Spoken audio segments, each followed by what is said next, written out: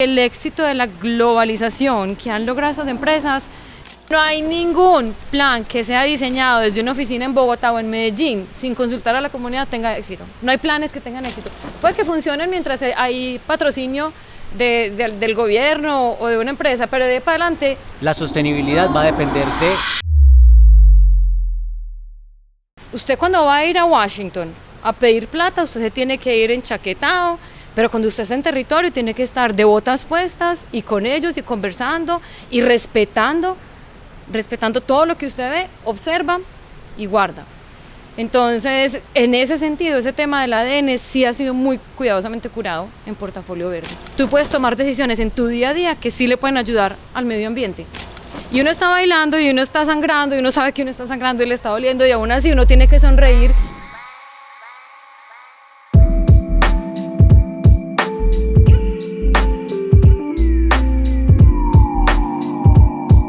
Hola, ¿cómo están? Soy Carlos Jaramillo, su host en Backlog, el podcast donde coleccionamos conversaciones increíbles con personajes inolvidables, y hoy no es la excepción. Tenemos con nosotros una invitada de lujo. Ella es Juliana Arango, socia de Portafolio Verde y además de eso directora de Animal Bank. Más adelante vamos a entender qué es todo esto.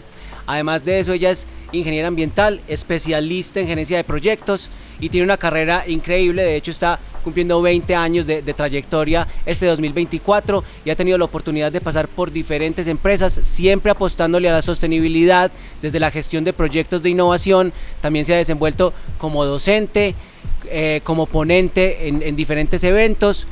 Ha fortalecido muchas comunidades en torno a lo que es el impacto ambiental, la innovación social. Entonces, para nosotros realmente es un placer poder compartir con ella el día de hoy. Juliana, ¿cómo estás? Muy bien, feliz de estar aquí, Carlos. Súper. Bueno, vamos a arrancar entonces por ese lado. Como decía, tú estás ya cumpliendo 20 años de trayectoria desde que comenzaste tu carrera. Es una carrera que empieza, digamos, por lo alto, ¿cierto? ¿Por qué por lo alto digo yo? Porque es una experiencia también importante poder comenzar la carrera trabajando para una multinacional como lo fue Procter & Gamble, que tiene presencia con diferentes productos de consumo masivo en todo el mundo, y que también junto con Unilever pues ha sido una de las que tuvo que encabezar todo este, digámoslo, paso hacia la sostenibilidad y se han vuelto de las empresas que más impulsan toda esta transición. Para ti, habiendo comenzado ahí, ¿cuál crees que es uno de los retos más difíciles para construir una cultura global como lo han hecho ellos y lograr estar presentes en diferentes latitudes? Pues sí, como lo mencionas, yo empecé mi vida profesional en Procter & Gamble, en la planta que tienen ellos en la ciudad de Medellín. Yo, de hecho, fui la primera ingeniera ambiental que hizo práctica en Procter & Gamble. Siempre escogían de producción o financieros. Me dieron la oportunidad de conocer el mundo global y uno, siendo de una ciudad latinoamericana, tiende a tener una mentalidad muy cerrada, muy chiquita, y pensar que la globalización es casi que imposible porque no la vemos. Y yo llego allá y las reuniones eran en inglés, los documentos eran en inglés, The Procter Way. Fue una experiencia muy chévere. Adicionalmente, yo empecé en la parte de ingeniería ambiental pura y dura, pues de manejo de residuos. En mi segundo momento, porque yo estuve allá 1 año y medio, estaba trabajando en un área que es desarrollo de operaciones y materiales, optimización de procesos y materiales. Entonces teníamos mucho que ver con la cadena logística, con la experiencia del usuario, que es que aquí a las señoras en Latinoamérica les gusta que el jabón haga espuma y que huela muy rico, y si no, el jabón no lavó.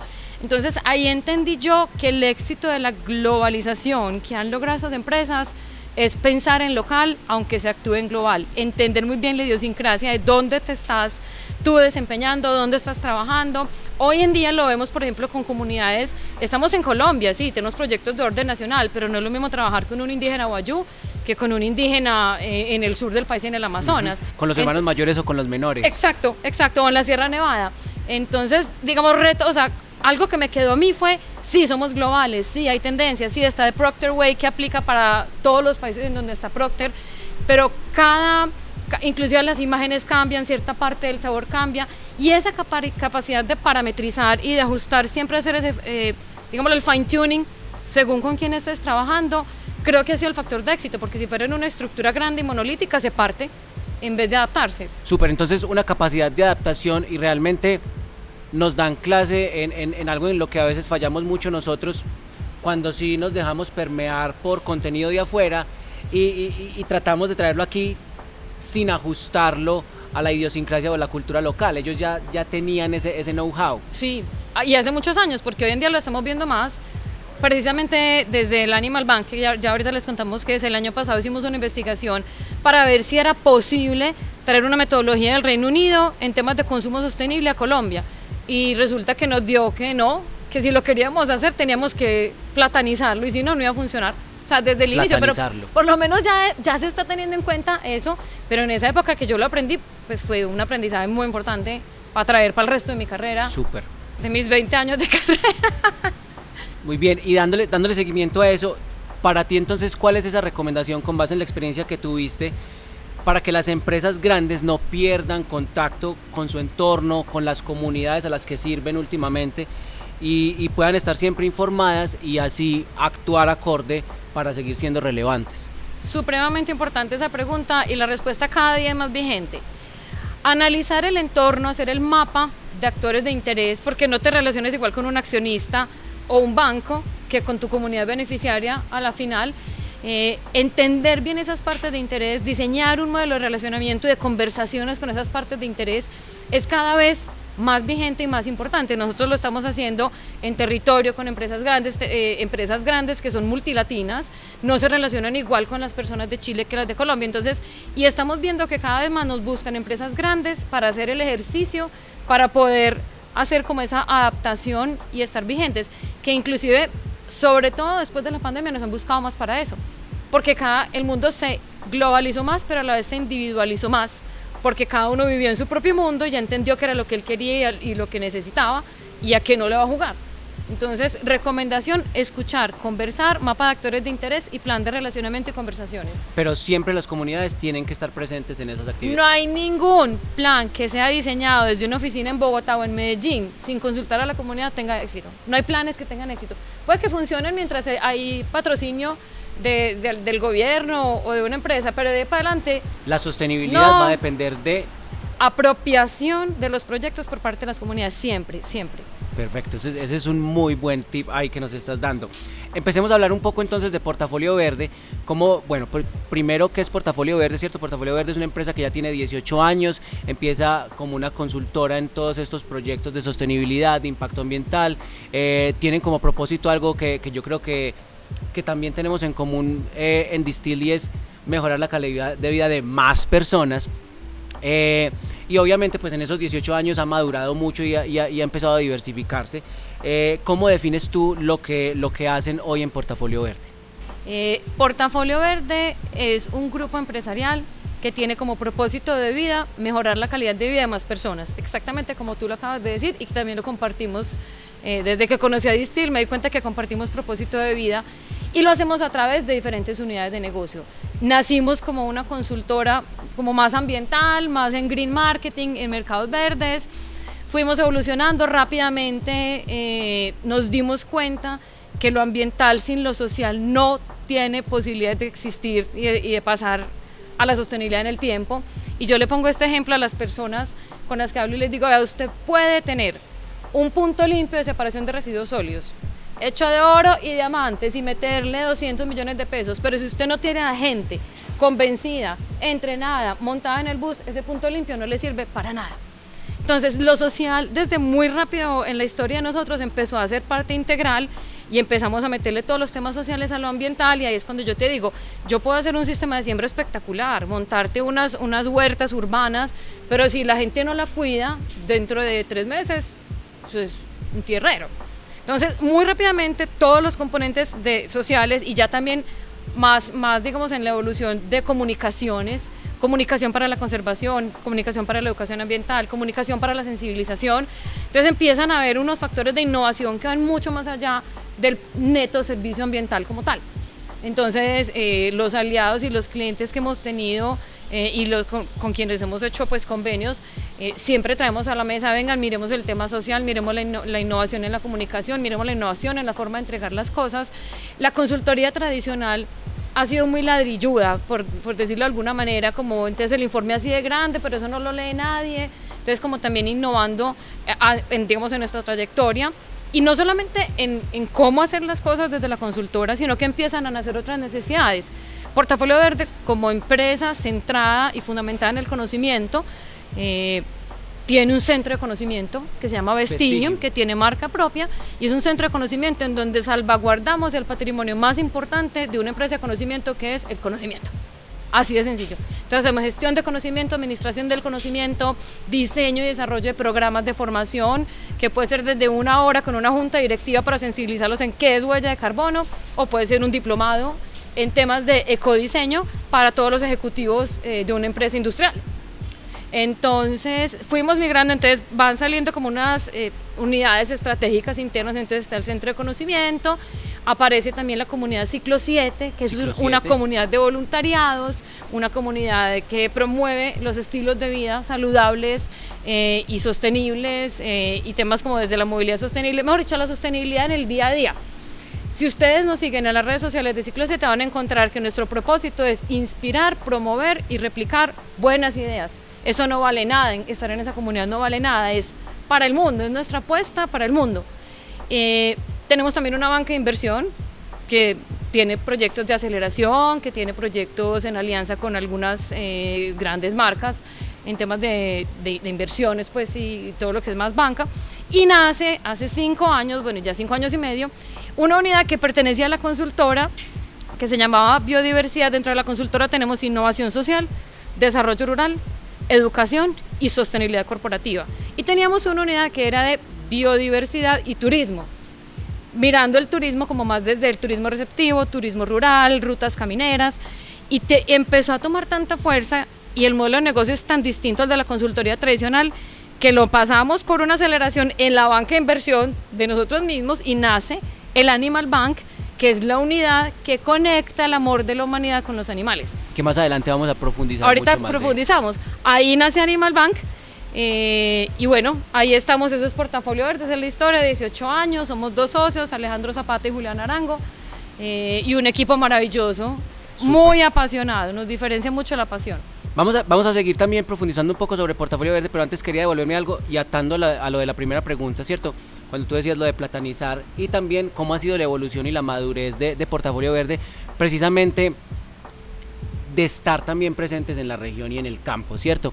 El profe Clayton Christensen, que desafortunadamente falleció hace unos pocos años, pero que es casi que el padre de la innovación abierta y uno de los estudiosos más grandes que hemos tenido en estos temas de innovación y de modelos de negocio y de disrupción. Él plantea que tú no puedes llegar a una población vulnerable o con ciertas dificultades simplemente a decir, por ejemplo, él toma el caso de África, a decir, listo, yo como filántropo voy a invertir acá en desarrollar un montón de pozos de agua porque a ellos les hace falta el agua, y oh sorpresa, lo que veían era que había gente que iba y hacía eso, y a los 18 meses ya no había pozos, precisamente porque la comunidad nunca lo adoptó. Él decía que la clave para hacer que eso sí fuera sostenible en el tiempo era generar innovaciones que crearan mercado. Y obviamente esa creación de mercado va muy de la mano de lo que tú mencionas, y es cómo también estoy regalando yo, o bueno, más que regalando, cómo estoy transformando las comunidades o sumándoles desde el conocimiento que estoy dejando. Para ti, ¿cuál ha sido la clave que permite darle esa sostenibilidad a los procesos o a las intervenciones que han podido hacer en Portafolio Verde? Nosotros siempre en primer lugar tenemos que tener en cuenta que no somos el gobierno, y que los que hacemos proyectos siempre tienen un inicio y un fin por diseño.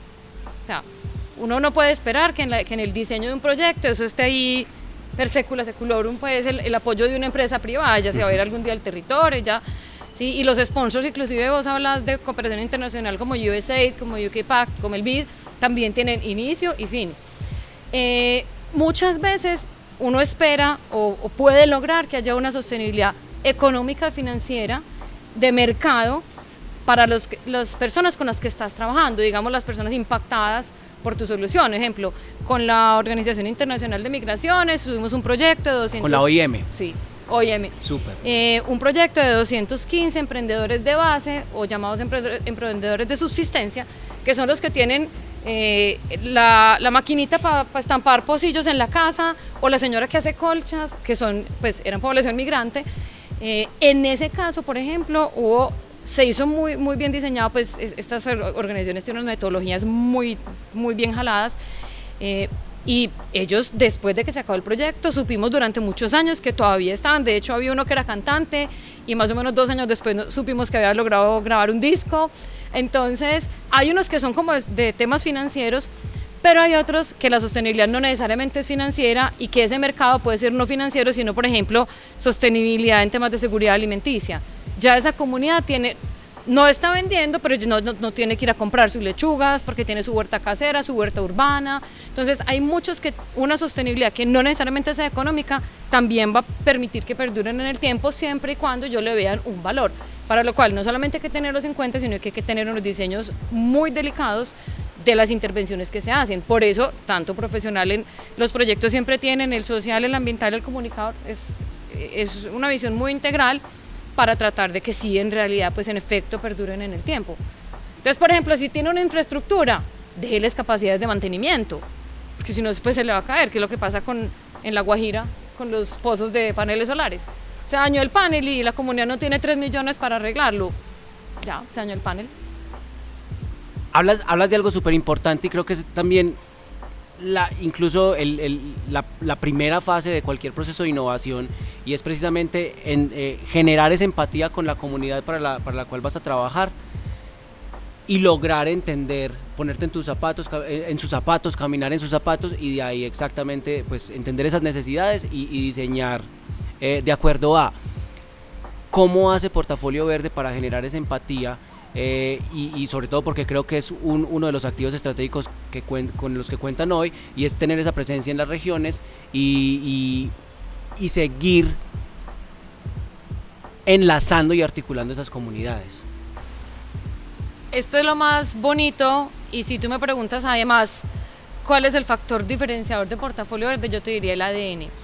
Nosotros, como todo el mundo de las empresas de servicios, hay un pool de personas que están vinculadas y otras que son contratistas, pues, o que están para ese proyecto específico.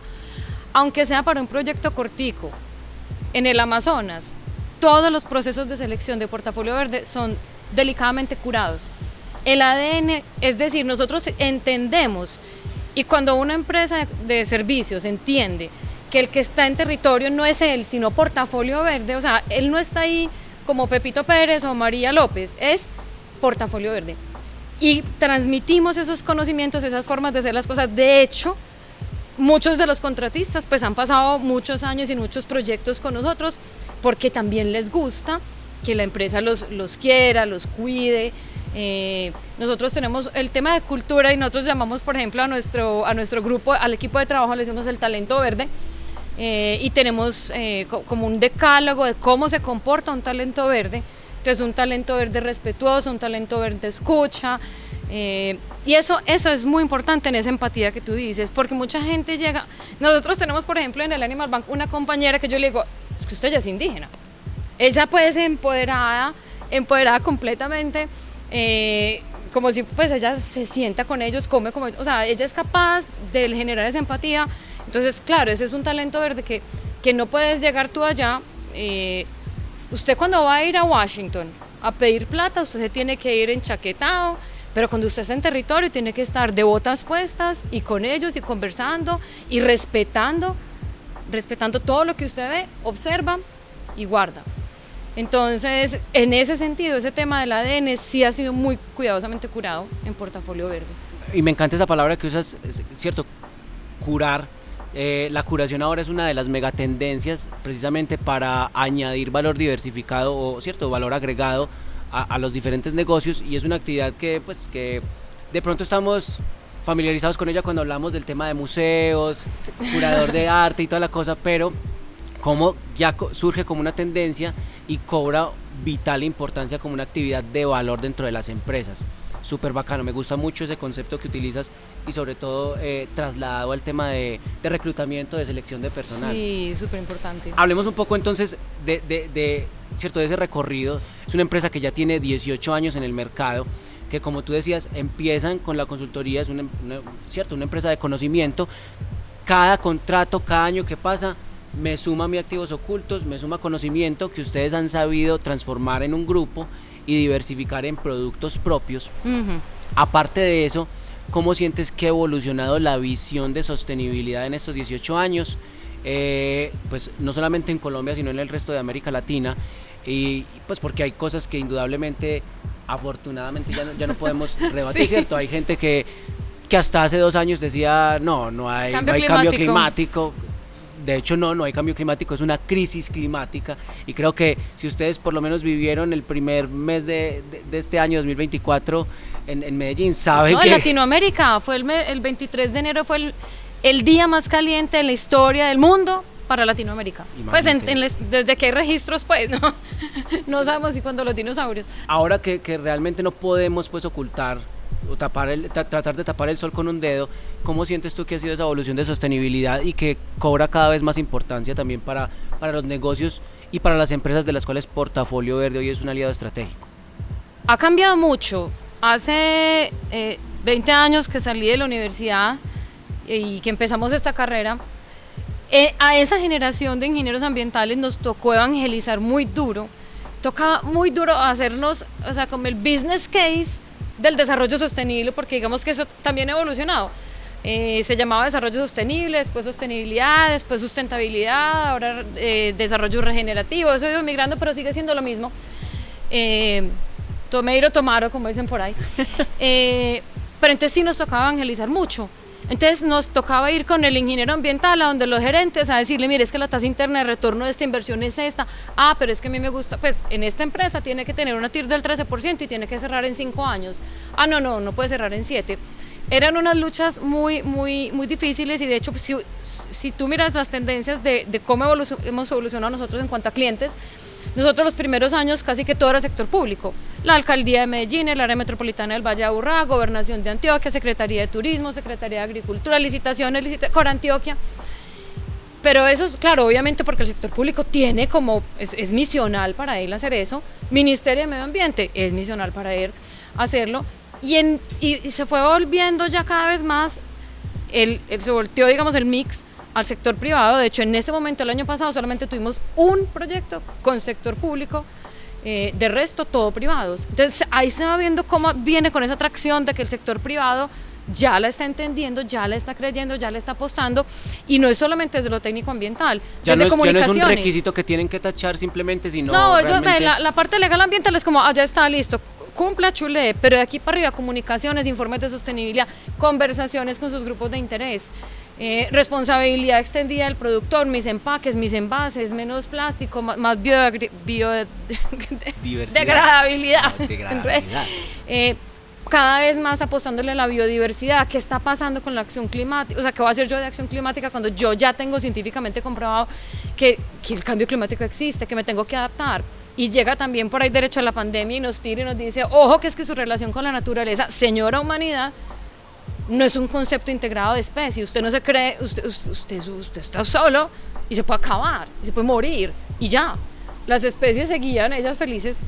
Entonces también hay como un entendimiento de la relación y de la interconexión que tenemos con las otras especies. De hecho, esa conciencia, en la medida que nosotros hay un triángulo del que habla Edgar Morin, del ser humano, como persona, como grupo y como especie.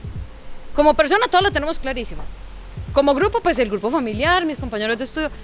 Pero en el momento que yo me considero como una especie más, me empiezo a relacionar distinto. Y eso fue lo que pasó en la pandemia, que nos volvimos más humildes porque dijimos, hombre, en realidad no estamos cuidando el mundo, estamos cuidando es que la especie humana pueda sobrevivir con las condiciones como las conocemos, como especie. Entonces, de ahí para acá también se nos ha movido mucho, digamos, temas de biodiversidad específicamente, mucho. Entonces sí ha cambiado pues la concepción, o sea, sin ninguna duda hay una tendencia súper fuerte. Algunos todavía se están demorando y ahí van pues, pero yo creo que si se demoran mucho los va a dejar el tren del todo. Hablabas también de algo muy importante, y es el tema de cómo empezamos a abrir brecha evangelizando. Incluso eso, o sea, creo que me familiarizo mucho con eso porque al principio cuando empezamos Indistil también lo primero era evangelizar sobre la importancia de contar con una cultura apta para la innovación, en donde pudieran florecer todos estos experimentos.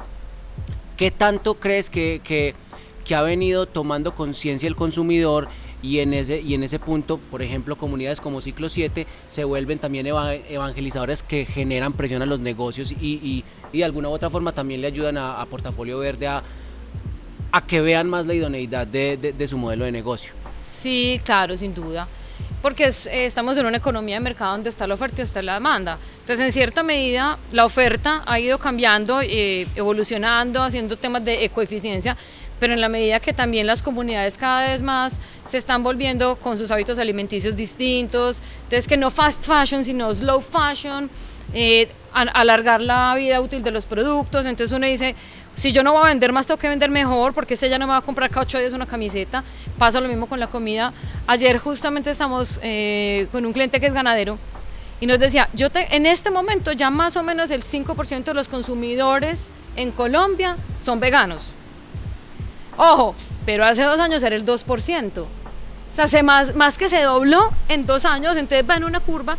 Y él decía, si yo quiero seguir vendiendo mi carne, tengo que contar esta historia tan bonita de cómo estoy produciendo mi carne y la tengo que contar para que digan, es que yo no le estoy haciendo daño al mundo comiéndome esa carne. Ahora que ya habrá temas de salud, pero por lo menos que las historias las cuenten alineadas con lo que las personas están queriendo desde el consumo, que los jabones, que los champús, que los empaques, que los envases, que el transporte, cómo me llega a mi casa, en cuánto me lo empacaste. Sin ninguna duda, esa es la aguja que está moviendo más a los empresarios, sobre todo a los de producción. Y que al fin y al cabo se vuelve casi que la única forma en la que uno puede empezar o sea, si yo quiero hacer una contribución como individuo, pero no tengo ese impacto o esa capacidad que puede tener una megacorporación, lo que tengo que empezar es a demandar esa clase de productos. Claro, entonces consumo empaques más reutilizables, o más bien me uso el termo y relleno, que es eso es lo que hacemos en Ciclo 7 con las grandes empresas. No me hables del termo. Que pueden que las grandes empresas que pueden invertir, maravilloso que lo hagan, pero el del día a día no te tienes por qué limitar el hecho de que tú no tengas un presupuesto para invertir en eso. Pues tú puedes tomar decisiones en tu día a día que sí le pueden ayudar al medio ambiente. Ahorita mencionaste también 23 de enero, el día más caliente en la historia de Latinoamérica. Para concluir un poco esta parte, en tu experiencia, ¿cuál consideras que es el reto más importante para la región de cara a convertirnos en una potencia sostenible y a que así se pueda realizar pues también esa visión de ser la despensa del mundo en cuanto a biodiversidad y seguridad alimentaria, por ejemplo? Mira, nosotros tenemos unos tesoros naturales increíbles. La semana pasada salió una noticia donde decía que Colombia es el país número 13 en cantidad de bosques en el mundo. Pero ojo, que es que los primeros son China, Rusia. Si vos te pones a mirar por porcentaje de área cubierta en bosques, es mucho mayor. Nosotros tenemos el 1.5% de los bosques del planeta. Y Latinoamérica, entonces también estaba en Brasil, estaba Bolivia, estaba Perú, principalmente los que tenemos la Amazonía. Entonces tenemos esa despensa, tenemos esa riqueza. Yo creo que hablando, digamos, después de mucha información que yo tengo en mi cabeza y conversando con gente que sabe mucho de temas de mitigación y adaptación de cambio climático y temas de riesgos, el gran reto de Latinoamérica no es la mitigación del cambio climático, porque es que nosotros no somos los grandes productores de la huella de carbono del mundo y nosotros cualquier cosa que hagamos, sí, claro, uno lo debe hacer para dormir tranquilo y por responsabilidad, pero no le mueves una tuerquita. La responsabilidad de nosotros en Latinoamérica es la mitigación del cambio climático, restaurar, prevenir incendios forestales como los que estaban pasando la semana pasada. Ahora, se incendió, no vamos a sembrar pinos y eucaliptos, tenemos que sembrar nativas, tenemos que hacer restauración consciente, tenemos que hacer ganadería regenerativa, es decir, que nuestras actividades estén orientadas a la mitigación del cambio climático basado en soluciones basadas en la naturaleza, que es un concepto que es cómo resuelvo los retos de la humanidad a través de la naturaleza. No, entonces, no sé, a San Andrés o en la costa, por ejemplo en Cartagena, se estima que va a subir el nivel del mar 1,5 metros en no sé cuántos años. No pongas un espolón de piedra natural, siembre manglar.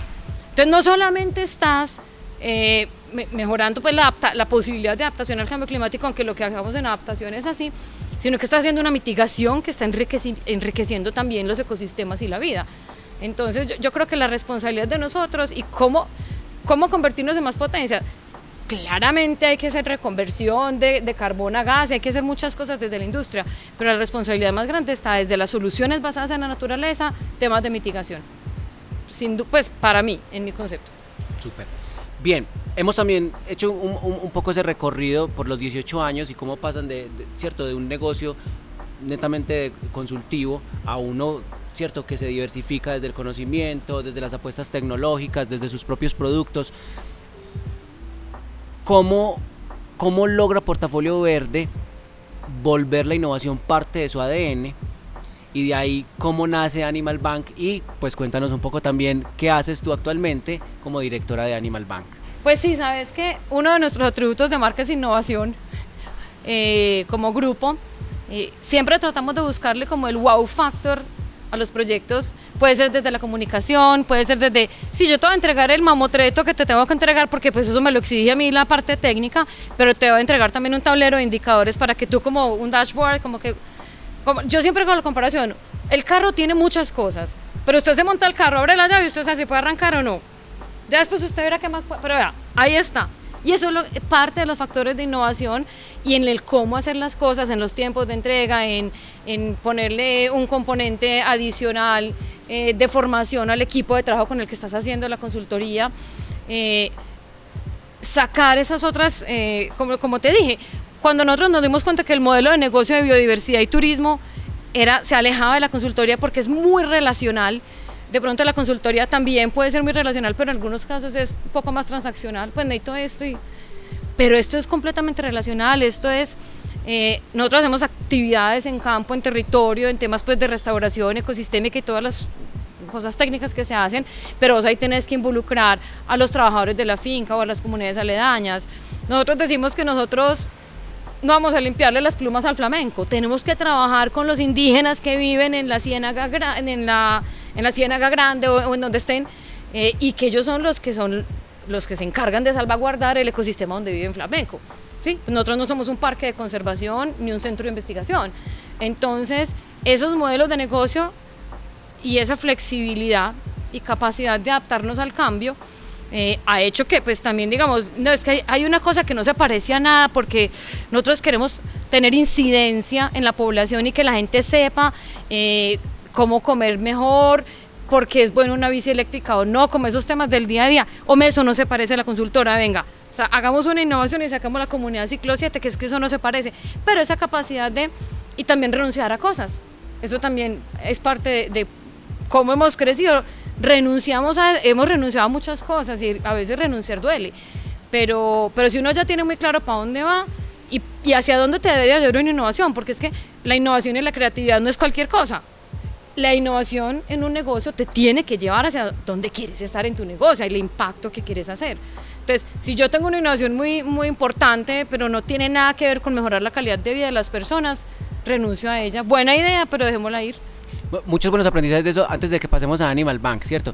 Pero la primera es el tema de las renuncias que dices, saber hacer renuncias es una habilidad estratégica, ¿cierto? No es simplemente decir, yo voy a tirar a la basura esto porque ya me lo desacreditaron o porque no es lo que priorizamos, en fin, no. Es saber en qué momento es pertinente y oportuno apostarle a una cosa o no. Y creo que la otra que es para mí también una dificultad o un reto bien grande que hemos tenido a nivel de empresa como emprendedores es cuando estamos explorando esas adyacencias, ¿cierto? Y se quiere realmente impulsar algo, hay que metérsela con toda, no puede ser mediocre. No es un plan B. Exactamente. Es o es. Yo siempre he dicho, uno no puede hacer cosas plan B. No funciona, se muere. Muy bien. Hablemos entonces ahora de Animal Bank. Bueno, Animal Bank es la unidad estratégica del grupo Portafolio Verde cuyo propósito es conectar el amor de la humanidad con los animales y sus hábitats. Nosotros trabajamos temas de conservación de biodiversidad y acción climática. Ahí muy pegadito como a soluciones basadas en naturaleza, adaptación climática. Y nosotros tenemos proyectos de conservación, proyectos de investigación Tenemos, por ejemplo, otra cosa que nos dimos cuenta, y que eso fue una innovación, porque eso nace después de que nace el Animal Bank, bueno, más o menos por los mismos lados, pero nos dimos cuenta que era el activo tal vez principal de Animal Bank, es una plataforma que se llama Tierras con Propósito. Tierras con Propósito. Y es un marketplace. Entonces nos dimos cuenta que a nosotros nos llamaban, ve, tengo una finca de 1000 hectáreas, tengo 600 sembradas en cacao y 400 en bosque, pero yo no quiero tumbar ese bosque, ¿yo qué hago con eso? Entonces muchos propietarios, sea persona natural o empresa, tienen predios. Entonces un banco que tiene un predio que se lo dieron en pago de una deuda y eso está parqueado ahí, pero el banco no tiene ni idea qué hacer con ese predio, o el cacaocultor, o el que siembra aguacate, o herencias, pues gente que tiene una finca de 200 hectáreas en Puente Iglesias y dice, ¿yo qué hago? Yo tengo un trabajo aquí en Medellín o en Bogotá, ¿yo qué hago con eso? Por otro lado, están todas las comunidades, todas las posibilidades de hacer proyectos de soluciones basadas en naturaleza y temas de conservación, y por ejemplo también hay marcas que quieren aportar y dicen, pero es que yo hago ropa, ¿yo cómo hago? Entonces nosotros somos el marketplace que dice, va, aquí tengo una reserva en el Caquetá, aquí hay una marca de ropa que quiere hacer algo, entonces venga, padríneme esto durante 5 años y hacemos un diagnóstico con la comunidad, siempre. En el primer año vamos a montar el vivero comunitario, en el segundo año vamos a hacer educación ambiental con jóvenes y niños, en el tercer año vamos a sacar la cartilla de la avifauna y de los mamíferos de la reserva. Y ahí nos vamos yendo. Entonces, Tierras con Propósito, que yo ahora les explico cómo se pueden inscribir para los que tengan tierras o los que quieran hacer algo y no tienen tierra. Haciendo la investigación incluso para el episodio, sí. O sea, yo empecé, ¿a quién conozco para...? Sí. Claro, entonces miren que eso es nuestro propósito, de conectar el amor de la humanidad con la biodiversidad. Entonces, esa es, digamos, una de las herramientas más poderosas que tenemos para conectar, y hacemos proyectos también a necesidad y también comercializamos bonos de carbono, pues hay todo lo que tenga que ver con biodiversidad. Entonces hemos trabajado, hoy tenemos tierras en 22 departamentos del país, tenemos casi 48.000 hectáreas inscritas en Tierras con Propósito, ya tenemos 2 reservas apadrinadas para 5 años. Entonces ese es el Animal Bank, un equipo muy apasionado. ¿Cómo se pueden acercar las personas a Animal Bank? ¿Dónde pueden encontrar más sobre el proyecto? Aquí yo creo que vale la pena también hacer un paréntesis y profundizar un poco más sobre eso, porque sí, vale la pena. Para el Animal Bank nos pueden contactar a través de nuestra página web, animalbank.net. También tenemos redes sociales, LinkedIn e Instagram. Tierras con Propósito, él mismo tiene su propio Instagram, también nos pueden buscar por ahí, nos contactan, les mandamos el formulario, hacemos una reunión y les contamos cómo pueden pertenecer a Tierras con Propósito, y de todas maneras, pues para temas generales de Portafolio Verde, también a través de nuestra página web, nuestras redes sociales, Instagram, LinkedIn, y sí, siempre estamos dispuestos a escuchar, a conversar, a colaborar. Super. Bueno, hoy también contamos con la fortuna de que, bien sea por el tipo de cambio o cualquiera de las razones que sean, pero tenemos una mayor afluencia de visitantes a nuestra región, no solamente a Colombia, sino a Latinoamérica. Yo creo que dentro de las cosas es la calidad de la gente, la biodiversidad que tenemos, aparte pues de que puedan ser destinos baratos. ¿Cómo podemos aprovechar nosotros esa exposición que estamos teniendo? No para que sea simplemente un turismo que reste o que destruya, sino que también empiece a construir y a dejar pequeñas semillas de sostenibilidad. Pues mira que sí ha aumentado mucho el turismo, y no solamente de otros lugares del mundo hacia Colombia, sino interno entre Colombia. Creo que el año pasado superamos la movilidad interna en Colombia que la movilidad hacia afuera. También pues después de la pandemia salimos más en carro, y entonces que Barichara, que Caño Cristales, y la tendencia en turismo ha sido como a mejorar esa experiencia del usuario, más desde el turismo receptivo, que es cuando te reciben en su casa, en una casa más pequeña, te hacen el chocolate en el desayuno y te llevan a ver aves a las 5 de la mañana. Entonces como aprovecharlo desde el diseño de experiencias más humanas y menos industriales. Entonces si te pones a mirar, podemos ver un boom de empresas de turismo de naturaleza, turismo en bici, caminatas ecológicas. Pues uno desde el sector lo ve mucho más, cada vez más. Entonces es como una experiencia más personalizada, que además vienen con esas recomendaciones de nos llevamos todo el residuo, tratamos de dejar el lugar mejor de lo que lo encontramos en la medida de lo posible. Entonces yo creo que la oportunidad ahí es diseño de experiencias más personalizadas y más responsables con el medio ambiente. Súper. Muy bien. Para ti, en estos 18 años, ¿cuál ha sido ese proyecto que te enamoró totalmente y que tú digas, esto para mí es lo más innovador que hemos hecho y tiene un lugar muy especial? Obviamente todos en diferente medida han contribuido a ese sentimiento, pero para ti uno que rescates muy especialmente, ¿cuál puede ser y por qué? Un proyecto solo, en específico. Pues no tiene que ser uno solo. ¿Nos puedes dar tu top 3, tu top 5? Te puedo decir las características de los que más me han gustado. Sobre todo en donde tenemos alianzas y varios actores que suman. Por ejemplo, un proyecto muy bonito que hicimos de cooperación de la agencia británica, la Agencia Espacial Británica, que es como la NASA, pero del Reino Unido. Y ahí estamos trabajando con otras Andis del futuro, estamos trabajando con la Universidad de Antioquia, estamos trabajando con una consultora de Escocia, con otros del Reino Unido.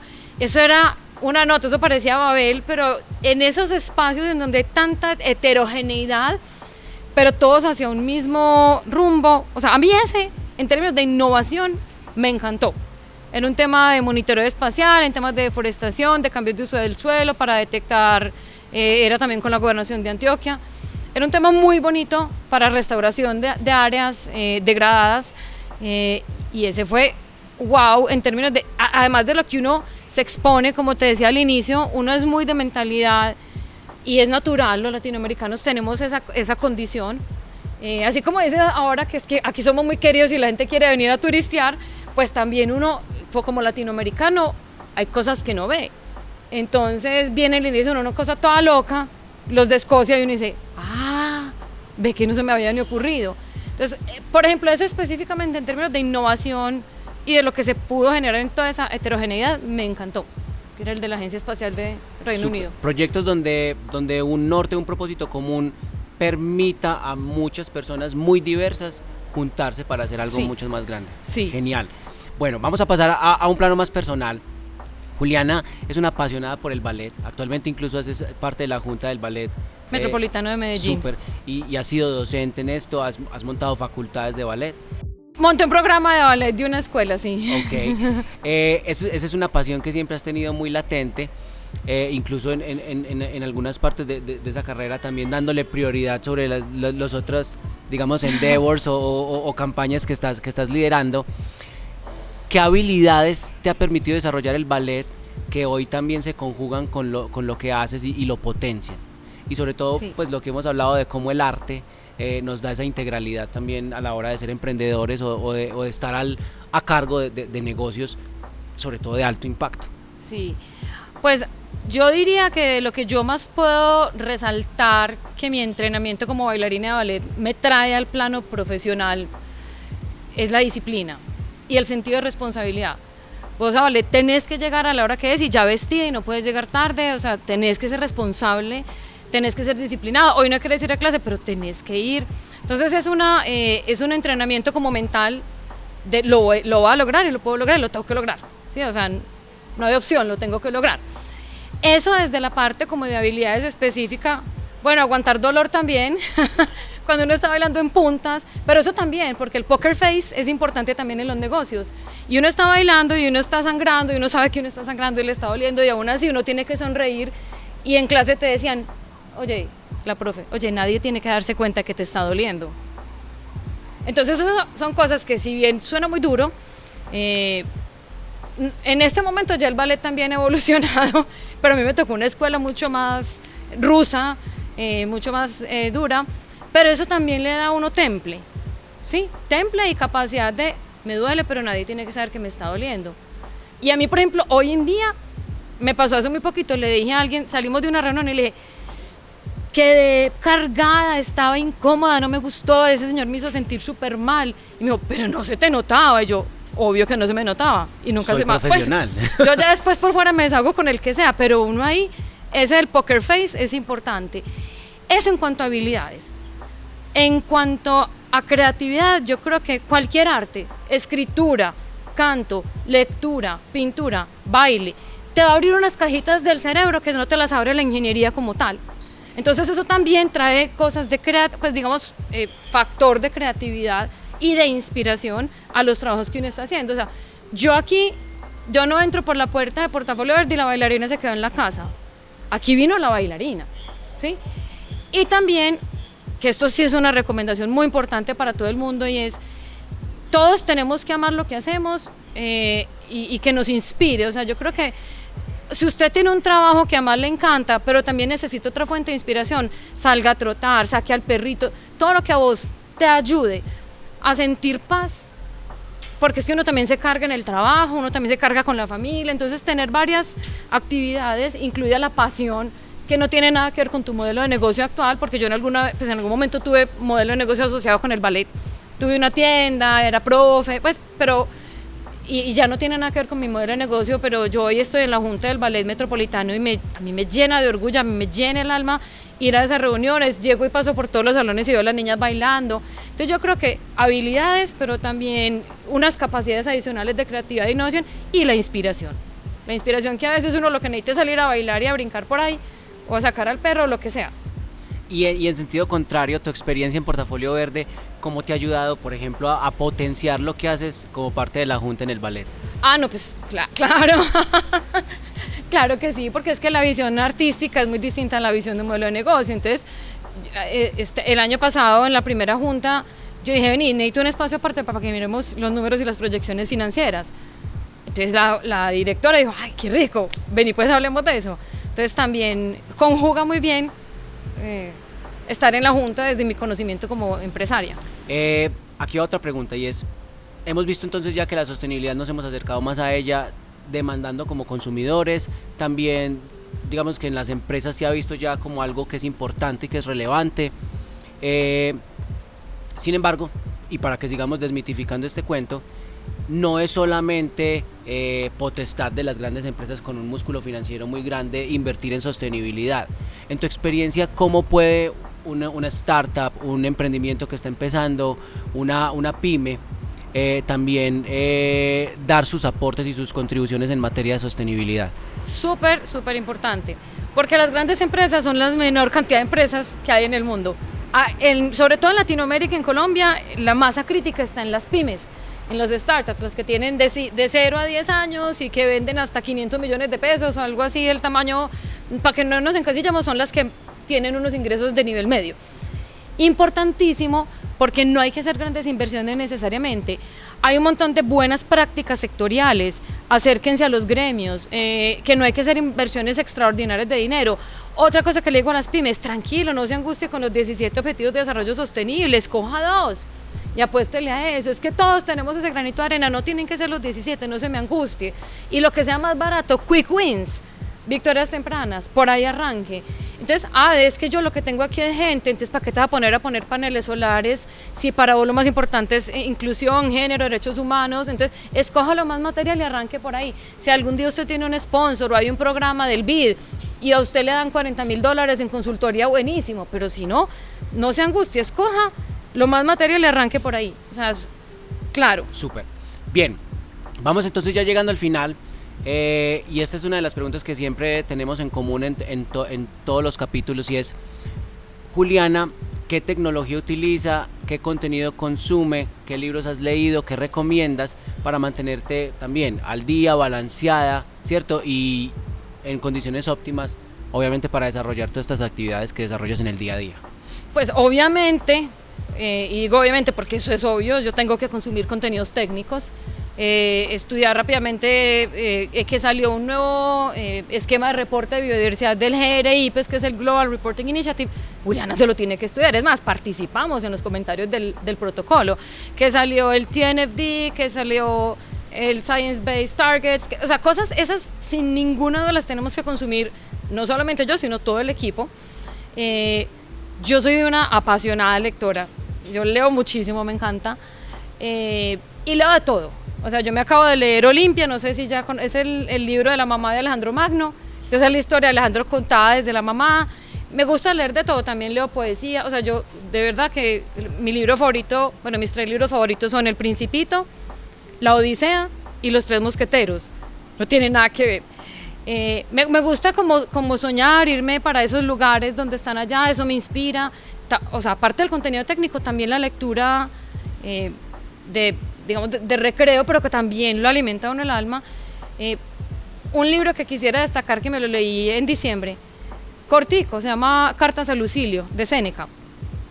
Muy bonito porque yo soy todo menos estoica. Bueno, mentiras, uno trata pues como... Pero tenía unos conceptos tan interesantes sobre la vida, sobre la muerte, sobre nuestra relación con uno mismo y con el otro, como unos consejos, porque Lucilio era un político. O sea, esto no es filosofía de las estrellas, o sea, él está dando consejos a un político. Claro, yo no comulgo con todo, pero por ejemplo, porque es que un líder empresario también es un político, uno tiene agenda, uno tiene que ser, no necesariamente con otros políticos, pero es un relacionamiento que vos tenés que estar activo, tenés que mantenerte sano. Entonces por ejemplo le decía, usted tiene que mantenerse usted bien para poder entregar. Entonces si alguien se lo quiere leer, es un libro muy cortico, muy interesante, y a mí me gustó tanto que le dije a mi papá, vete, lo tenés que leer porque esto está muy bacano. Entonces no sé, me gusta mucho leer y esa me gustaría como rescatar. Invitación, muy bien, mucha invitación a leer. Ahí tenemos varias lecturas recomendadas también, entonces obviamente las van a encontrar en detalle en las descripciones de los episodios y en el micrositio de Juliana dentro de nuestro portal de Backlog. También, ¿qué recomiendas entonces para la gente que por ejemplo quiere también ampliar ese conocimiento en sostenibilidad en materia técnica, de regulación, de tendencias, de riesgos, de papers y de nuevos estudios? ¿Cuáles son las fuentes de consulta tuyas? Mira, yo por ejemplo, yo me muevo mucho en LinkedIn. Entonces yo por ejemplo sigo al Banco Mundial, a las Naciones Unidas, a todos estos que son por ejemplo referentes de mi gremio específicamente, que el Carbon Disclosure Project, Carbon Pricing Leadership Coalition, como los que son tendencia, y ellos siempre están manteniendo contenido. WWF, sigan al Animal Bank, a Portafolio Verde, dentro de muy poquito van a salir las tendencias de este año. Tenemos, sí, seguir como estos que están a la vanguardia. Muchas veces en las páginas web, a no ser de que sea blog, se van quedando como atrás, pero por ejemplo seguir al Pacto Global de las Naciones Unidas, seguir al GRI, que te lo mencioné ahorita, y ellos entonces con eventos, por ejemplo, uno está en un evento y en una hora le explican lo que se podía haber leído en un día, y uno hace preguntas. O sea, para mí la red social de LinkedIn es como lo que yo más consumo en términos de estar actualizado, porque además son veraces, pues, uno obviamente no va a decir ninguna otra marca, pero hay unas que más desinforman que informan. Entonces, ojo, ahí la curaduría otra vez a quien sigo, pero con los pequeños posts, con las cápsulas, las píldoras, y a veces cuelgan el documento, y si usted está interesado, porque pues, yo sí estoy interesada, me lo leo, y después también voy al evento que ellos mismos por LinkedIn convocan. Muy bien, y ya para cerrar entonces este episodio, obviamente tienes el micrófono, tienes las cámaras para que nos cuentes en dónde puede la gente que nos está escuchando, que nos está viendo, encontrar más sobre Juliana, cómo se pueden acercar a ti, cómo se pueden acercar a Portafolio Verde y al Animal Bank para también amplificar su impacto y ser parte del movimiento sostenible que cada vez es más importante y está más en la conciencia de todos. Total. Bueno, pues los invitamos en redes sociales, en LinkedIn, en Instagram principalmente, está Animal Bank, está Portafolio Verde y la comunidad Ciclo 7, si quieren como personas naturales también hacer parte de la comunidad. Tenemos nuestras páginas web de Portafolio Verde, del Animal Bank, y Tierras con Propósito, que se los mencioné ahorita, también tiene su propio Instagram. Bueno, y yo en las redes soy Juliana Arango, ahí por ahí me encuentran muy fácil, también en LinkedIn. Súper, muy bien. Para nosotros entonces, nuevamente Juli, muchas gracias por este espacio, ha sido un placer poder conversar contigo, profundizar sobre todo lo que está haciendo Portafolio Verde, celebrar también esos 18, 19 cumplen ya este año. Este año 19. 19 años. En julio 12.